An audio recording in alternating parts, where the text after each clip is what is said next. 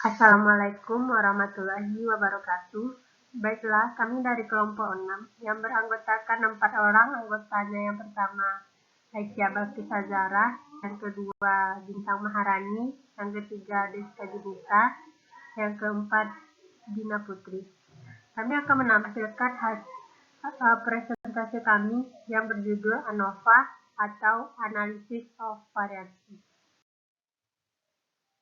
Baiklah, yang pertama kita akan membahas tentang pengertian analisis variansi.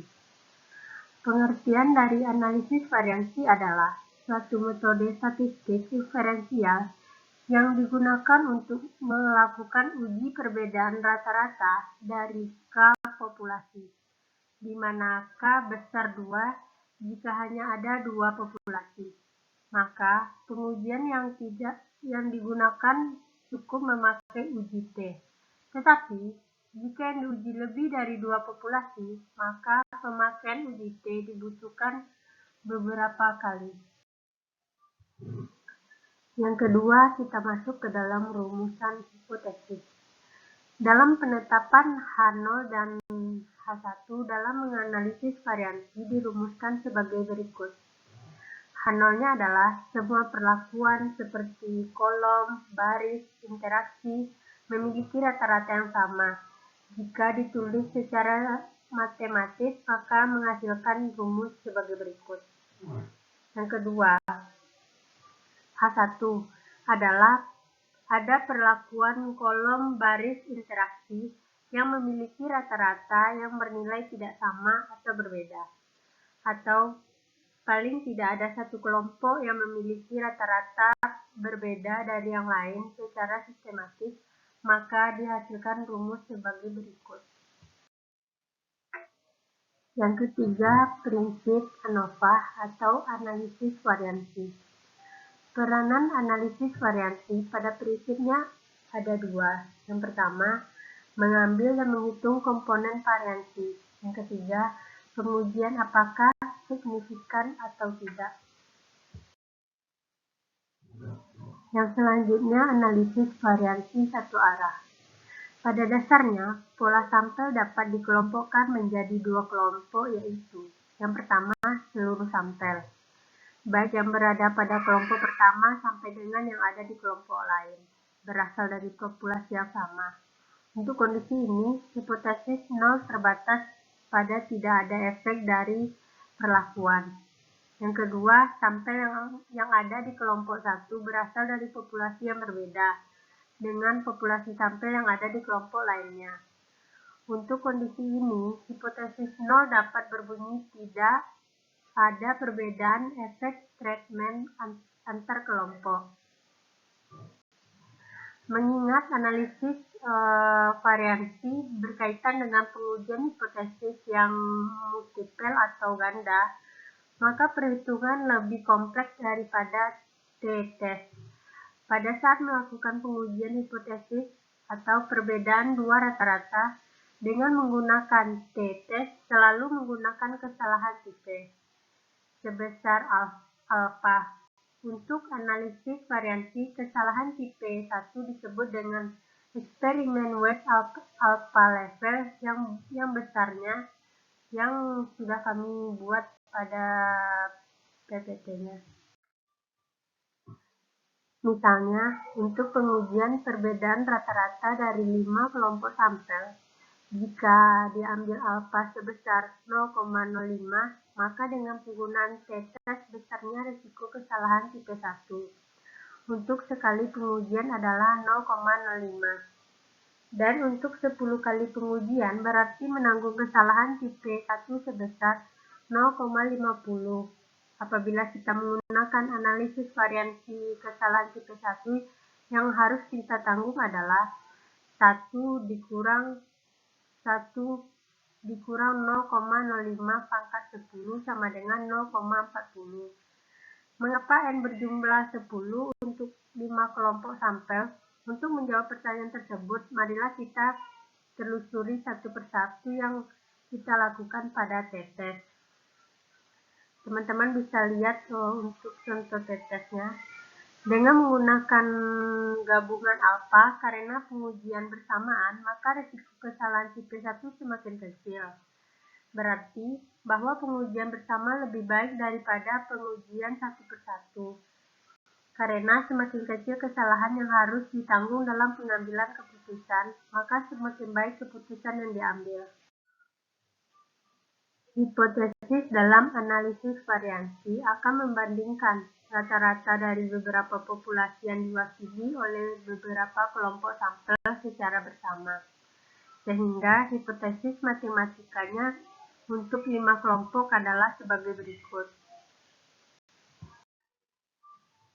Yang pertama, asumsi dasar dalam analisis variansi. Yang pertama, kenormalan. Setiap harga dalam sampel berasal dari distribusi normal, sehingga distribusi skor sampel dalam kelompok pun hendaknya normal. Yang kedua, kesamaan variansi. Masing-masing kelompok hendaknya berasal dari populasi yang mempunyai variansi yang sama. Yang ketiga, pengamatan bebas. Sampel hendaknya diambil secara acak atau random, sehingga setiap pengamatan merupakan informasi yang bebas. Asumsi ini merupakan asumsi yang tidak bisa ditawar lagi. Dengan kata lain, tidak ada cara untuk mengatasi tidak terpenuhi asumsi ini. Yang kedua, analisis sesudah atau setelah ANOVA analisis variansi. Sesudah perhitungan F-test, dan kita harus membandingkannya dengan F-tabel. Analisis kita sebenarnya belumlah selesai. Hal ini disebabkan karena kesimpulan yang didasarkan pada perhitungan F-test dalam analisis variansi hanyalah merupakan kesimpulan yang masih luas atau kasar. Seandainya F signifikan atau menolak hipotesis nol, ini berarti ada perbedaan efek statement terhadap ataupun dari masing-masing kelompok. Namun, informasi perbedaan efek tersebut masih bersifat umum, karena F-test sama sekali tidak menunjukkan efek statement terhadap kelompok mana yang berbeda. Teman-teman bisa melihat beberapa kemungkinan. Beberapa kemungkinan merupakan informasi yang lebih teliti, sehingga deskripsi kita akan lebih tajam. Oleh karena analisis variansi harus dilanjutkan lagi dengan analisis lain, yang dapat memberikan informasi yang lebih teliti lagi. Analisis lanjutan analisis variansi sering disebut dengan pasca analisis variansi. Langkah-langkah analisis pasca ANOVA atau analisis setelah ANOVA. Yang pertama, hitunglah two-case HSD dengan rumus HSD sama dengan Q dikuadratkan MSW per N. Keterangannya, N adalah banyak sampel per kelompok, Q adalah day-to-day range statistik yang dapat dilihat dalam tabel yang sudah disusun dengan memakai dasar alfa, K dan DK. K adalah banyak kelompok, DK sama dengan N dikurang K. Yang kedua, kita mencari perbedaan rata-rata antar kelompok, dan untuk mempermudah dalam mempresentasikan perlu disusun dalam satu tabel khusus. Yang ketiga, interpretasi nilai ASD adalah dengan jalan membandingkan perbedaan rata-rata kelompok dengan hasil perhitungan. Berdasarkan tabel, kita bisa dapat berbicara banyak tentang hasil penelitian tersebut. Dalam analisis variansi satu arah, sampel dibagi menjadi beberapa kategori dan ulangan. Kolom sebagai kategori dan baris sebagai ulangan atau replikasi. Tabel hasil penelitian biasanya ditulis dalam seperti tabel yang ada di bawah ini.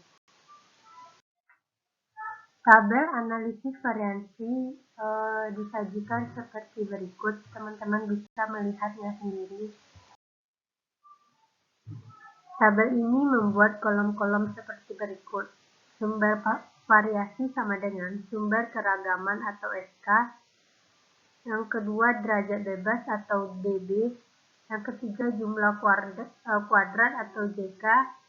kuadrat rata atau KR, nilai F perhitungan atau disingkat menjadi F.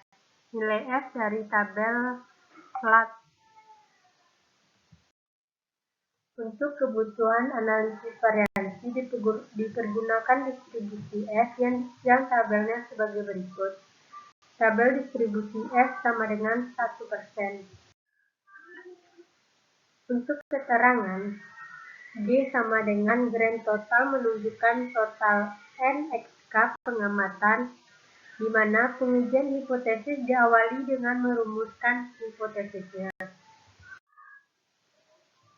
Rumusan hipotesisnya adalah H0 sama dengan sebanyak keramaian adalah sama. Artinya, tidak terdapat perbedaan antara treatment. H1 sama dengan paling sedikit 2 dari keramaian populasi yang tidak sama. Pengujian hipotesis dilakukan dengan membandingkan nilai F. Hitung dengan F tabel. Jika F dihitung lebih besar dari F tabel, maka H0 ditolak.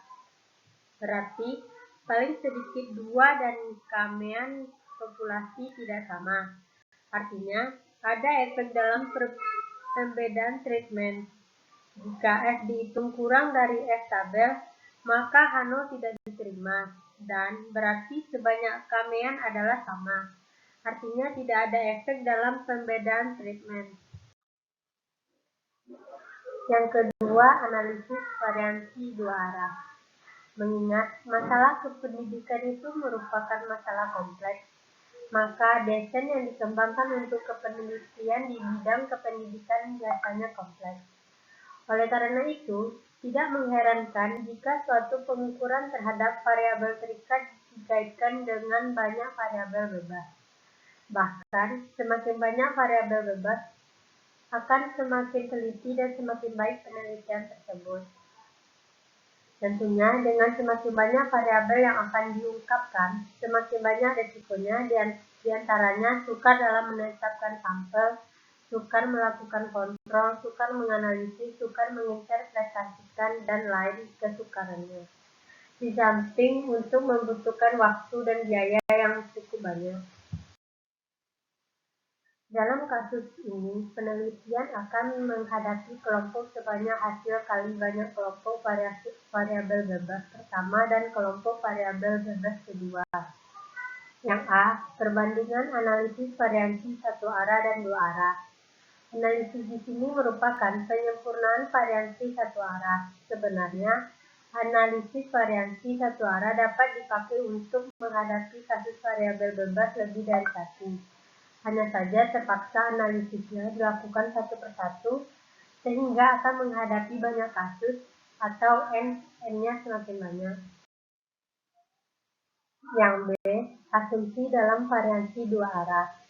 Ada beberapa asumsi yang dipakai dalam variansi dua arah. Yang pertama, setiap core cell harus berdistribusi normal. Asumsi ini dapat sedikit diabaikan jika sampel tiap sel cukup banyak. Yang kedua, variansi skor pada setiap sel hendak homogen atau sama. Yang ketiga, skor yang ada bebas dari pengaruh variabel yang tidak teliti. Hal ini bisa dicapai dengan pengambilan sampel acak dari populasi yang sudah diklasifikasikan sesuai dengan sel yang ada. Sekian presentasi dari kelompok kami. Assalamualaikum warahmatullahi wabarakatuh.